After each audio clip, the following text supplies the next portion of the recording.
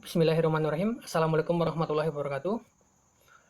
Selamat pagi semuanya. Bagaimana kabarnya pada pagi hari ini? Semoga sehat selalu ya. Sebelum kita memulai pembelajaran pada pagi hari ini, marilah kita berdoa menurut agama dan kepercayaan masing-masing. Berdoa dimulai. Berdoa selesai. Baik, sebelum kita memasuki materi, untuk minggu lalu, apakah sudah paham semua materi yang sudah Bapak sampaikan? Ya, jika sudah paham, bagus. Untuk tugasnya, apakah ada yang merasa kesulitan? Jika ada, silakan hubungi Bapak atau boleh bertanya kepada Bapak melalui WhatsApp ya, atau bisa berdiskusi dengan temannya.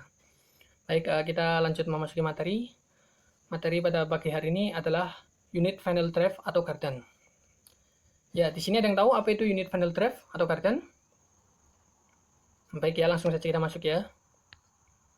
Unit final drive. Final drive yang juga disebut final reduction gear atau final gear adalah langkapan penggerak gearing final speed reduction pada powertrain. Final drive adalah assembly penggerak akhir yang terletak dalam suatu axle housing yang berfungsi mentransmisikan mechanical energy atau power dari mesin yang diteruskan melalui propeller shaft ke drive wheel. Nah, final drive ini terdiri dari dua bagian. Yang pertama adalah final gear, yang kedua adalah differential gear. Final gear yang terdiri dari perakitan antara drive pinion gear dengan ring gear, yang fungsinya untuk memperbesar momen putar dan merubah arah putaran sebesar 90 derajat. Sedangkan differential gear yang terdiri dari perakitan antara roda gigi dan roda gigi pinion gear dengan side gear yang berfungsi untuk membedakan putaran roda kiri dan kanan saat kendaraan membelok. Nah, kendaraan dapat berjalan atau bergerak karena ada sistem yang memindahkan tenaga, momen, putaran dari mesin ke roda-roda. Kendaraan ditinjau dari sistem pemindah tenaga dikelompokkan menjadi beberapa jenis. Yang pertama adalah front engine rear drive. Nah, bisa kalian lihat ya di situ gambar 2.1, sistem pemindah tenaga tipe FR atau front engine rear drive. Kendaraan dengan mesin di depan dan menggerakkan roda bagian belakang dinamakan tipe front engine rear drive. Komponen-komponen sistem 6 pemindah tenaga meliputi pertama yaitu kopling, kedua transmisi, ketiga propeller shaft, keempat diferensial, kelima relay axle, dan yang terakhir adalah roda. Yang kedua adalah front engine front drive. Kendaraan dengan mesin di depan dan menggerakkan roda depan dinamakan tipe front engine front drive. Komponen-komponennya meliputi yang pertama kopling, transmisi, diferensial, front axle, dan roda. Nah, bisa kalian lihat ya pada gambar 2.2, sistem pemindah tenaga tipe front engine front drive. Ya, selanjutnya, yang ketiga adalah rear engine rear drive. Kendaraan dengan mesin di belakang dan menggerakkan roda belakang dinamakan tipe rear engine rear drive. Tipe ini sama dengan tipe front engine front drive. Komponen-komponennya meliputi yang pertama kopling, kedua transmisi, ketiga diferensial, keempat relay axle, dan yang kelima adalah roda. Nah, ini gambarnya ya, gambar 2.3 sistem pemindah tenaga tipe rear engine rear drive. Selanjutnya, yang keempat adalah four wheel drive atau yang biasa kita kenal dengan 4WD atau yang di mobil ada tulisan 4x4. Nah, ini dia. Kendaraan dengan mesin menggerakkan roda depan dan roda belakang dinamakan four wheel drive atau all wheel drive atau semua roda itu bergerak. FWD atau 4WD atau AWD.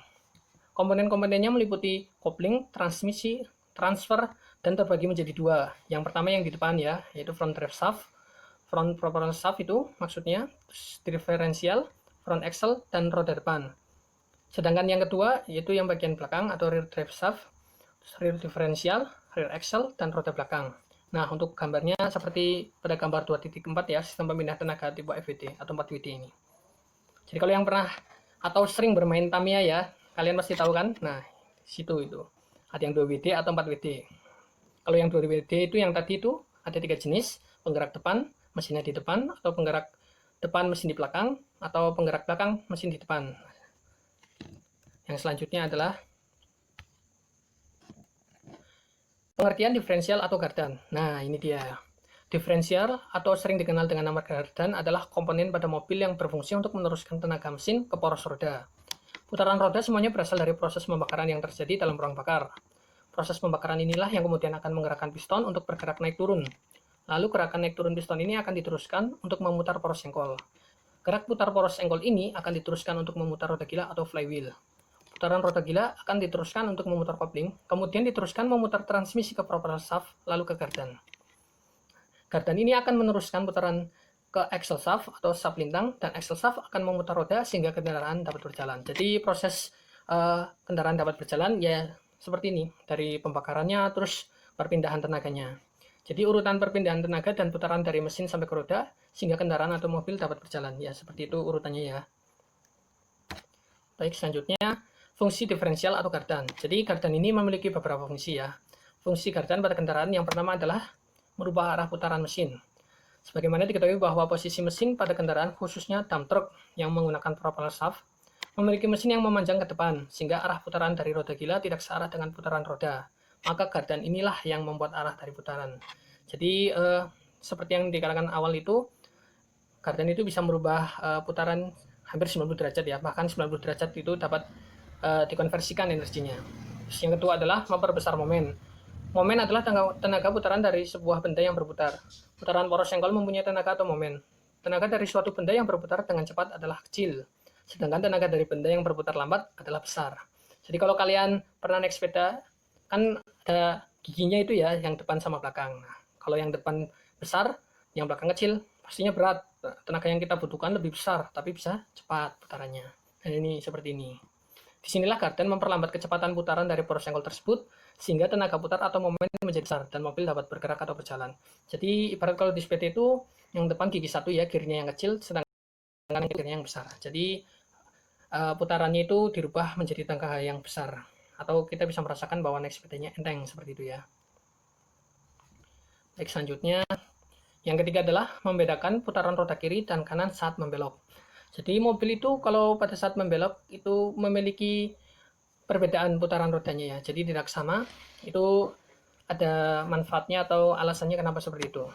Nah, pada saat mobil berbelok, putaran roda bagian dalam cenderung lebih lambat daripada putaran roda bagian luar. Itu jelas ya.